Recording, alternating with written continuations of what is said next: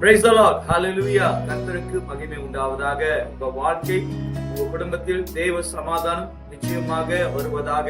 ஆண்டவராய் இயேசு கிறிஸ்து நம்ம கூட எப்பொழுதும் சதா காலம் அவர் இருக்கிறபடியால் நம்ம குடும்பத்தில் ஆண்டவர் சமாதானத்தை தந்து, பலத்தை தந்து, சுகத்தை தந்து, அது மட்டுமல்ல பரலோகத்தில் இருக்கிற எல்லா பொக்கிஷங்களையும் கர்த்தர் நமக்காக தந்திருக்கிறபடியால் ஆண்டவராய் இயேசு கிறிஸ்துவை நான் சோதரிக்கிறேன். நிச்சயமாக தேவன் வாழ்க்கையில பெரிய காரியங்கள் செய்வார் என்று சொல்லி வாழ்த்துகிறேன்.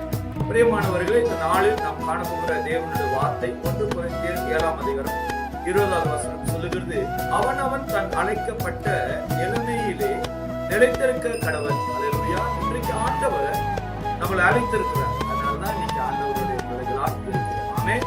ஆண்டவர் அழைத்திருக்கிறார். அழைத்த அழைப்பு நாம் நிலைத்திருக்கும் போது நிச்சயமாக ஆண்டவர் நம்மளை ஆசீர்வதித்து நம்மளை வழி நடத்துகிற தேவனாக இருப்பார்.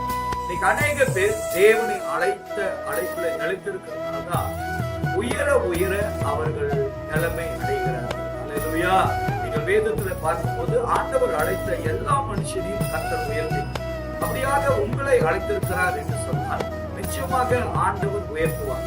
நீங்கள் உயர்வை தேடி போக தேவையில்லை.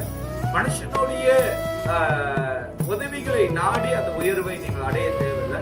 ஆண்டவராய் இயேசு கிறிஸ்துக்குள்ள அவருடைய அழைப்புக்குள்ள நீங்கள் நிலைத்திருக்கும் போது தேவன் உங்களை உயர்த்த வல்லவராக இருக்கிறார். இன்றைக்கு நம்ம வாழ்க்கையில ஆண்டவர் உயர்த்துகிறபடியால் அவருடைய அழைப்புல நீங்கள் நிலைத்திருக்கும் போது நாம் சொல்லுகிற ஒரு காரியம், பாஸ்டர் என்னோட வாழ்க்கையில நிறைய போராட்டங்கள், பாஸ்டர் என்னோட வாழ்க்கையில நிறைய பிரச்சனைகள் என்று சொல்லி நாம் கலங்குகிற நாம் சொல்லுகிற நேரங்கள் எல்லாம், ஆனாலும் ஆண்டவராய் இயேசு கிறிஸ்து நம்மளை அழைத்திருக்கிறதுனால அவரோட அழைப்பு நம்ம மேல் இருக்கிறபடியால் நிச்சயமாக அந்த அழைப்பின் படி கர்த்தர் நம்மளை உயர்த்துவார். தேவன் நம்மளை வழி நடத்துவார். எந்த சூழ்நிலையிலும் உங்கள் அழைப்பை விட்டு விலகி போயிடாதீங்க. கிறிஸ்து இயேசு உங்களுக்கு பலனாய் இருந்து பரிசுத்த ஆவியானவர் எப்பொழுதும் உங்களை வழி நடத்துகிற தேவனா இருக்கிறபடியால் அந்த தேவனுக்குள் சமாதானத்தோடும் எப்பொழுதும் மகிழ்ச்சியோடு இருக்க கர்த்தர் உங்களை ஆசீர்வதிப்பார். ஆமென்.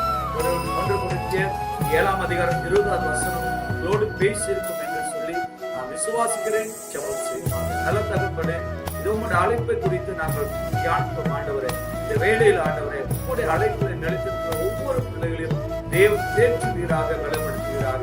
ஆண்டவரே, உண்மை விட்டு தூரம் போயிடாதபடி, இந்த அழைப்பை விட்டு இழந்து போயிடாதபடி அவர்கள் எப்பொழுதும் இந்த அழைப்பில நிலைத்திருக்க கர்த்தர் செய்கிறாங்க. ஆசீர்வதியும் இயேசு நாமத்தில் ஜெபிக்கிறேன் நல்ல பிதாவே. ஆமென்.